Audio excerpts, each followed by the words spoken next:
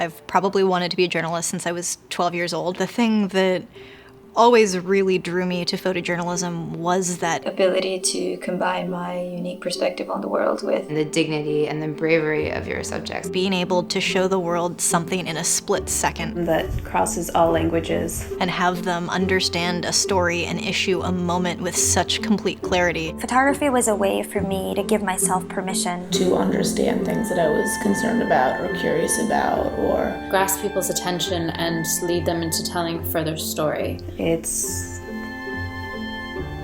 capturing history. My name is Daniella Zalcman. I'm a documentary photographer based between London and New York.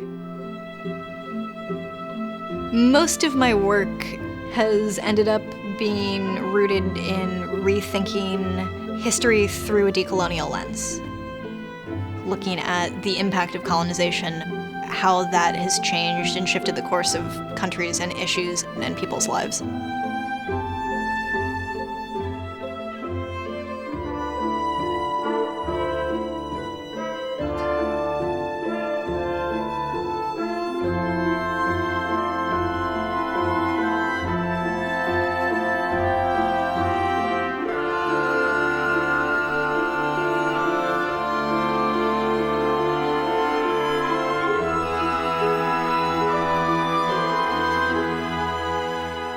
When I started out as a photographer, I was one of two young women working on a staff of about 60 staff and freelance photographers for the New York Daily News, almost all of whom were middle-aged white men. I did understand fundamentally from the beginning that this was a hugely male-dominated world, and that was going to be something that I was going to have to fight. Sexism in photojournalism is pretty omnipresent. It manifests in a lot of ways. 70% of photojournalism classes being women and 15% of photojournalists in the field being women. Something's happening between university and the real world. Like sexual harassment and sexual assault, and it can be very small, nuanced things. Like I'd have male photographers take my camera out of my hands and adjust the settings and hand it back to me as if they were doing me some huge favor. They assume that you must be working in fashion, or do you shoot babies, or are you a student, or all of that stuff. That we can only cover women's issues.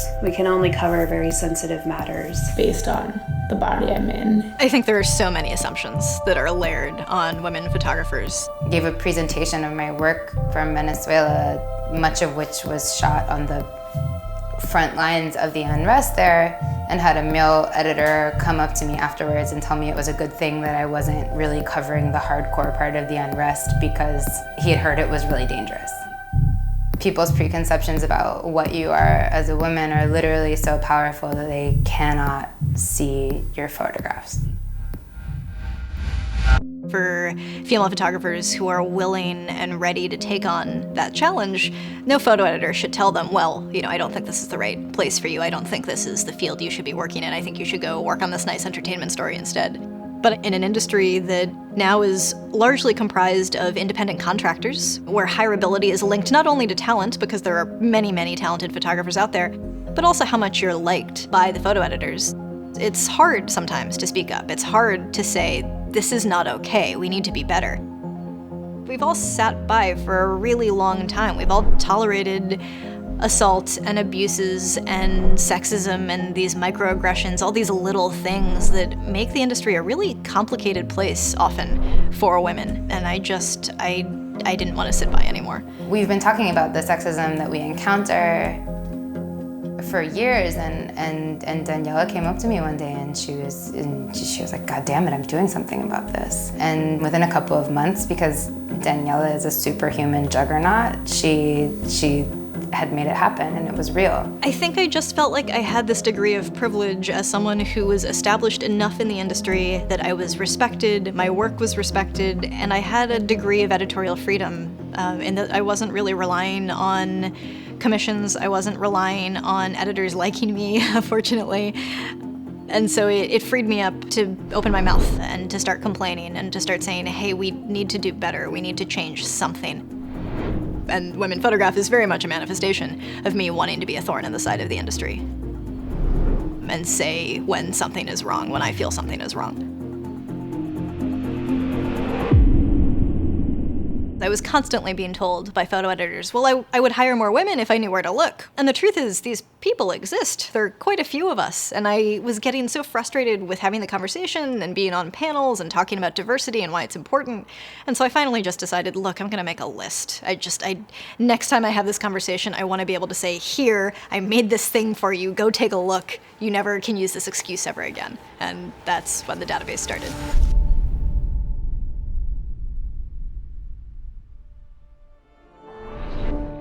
Women Photograph is an initiative that I founded almost exactly a year ago to elevate the voices of female and non-binary visual journalists. It started out as a hiring resource, so it's first and foremost a database of 700 independent photojournalists based in 92 countries around the world. The private database includes every piece of information a commissioning editor could possibly want. It has contact information and languages spoken and whether or not that person has hostile environment training and their preferred clients and their geographical areas of expertise. And it's photographers who work on breaking news. There are conflict photographers, there are food photographers, there are entertainment photographers, there are sport photographers, women who focus on just about every sub-aspect of photojournalism.